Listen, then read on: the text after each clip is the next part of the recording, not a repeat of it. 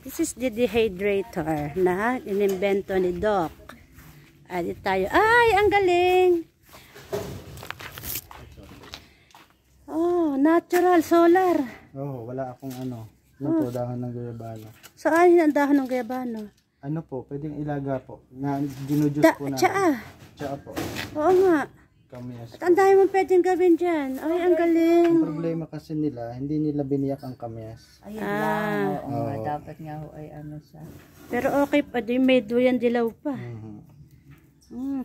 Dapat sana sir, chip muna.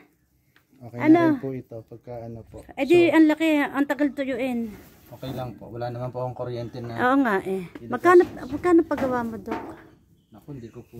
Kasi pag sa, ano, yung mga panahon na access. Actually, dapat po yung salamin niya is clear. Para dun ho. Para po, ano, hindi po, yung nakasil, halos nakasil po kasi ito, tita. Wait lang. Pasok ko lang.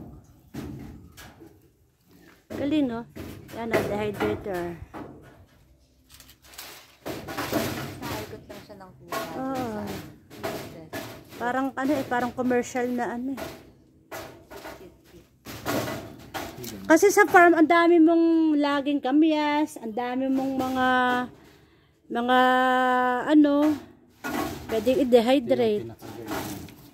So, ngayon Minsan nalalaglag yung guyabano, i-dehydrate mo.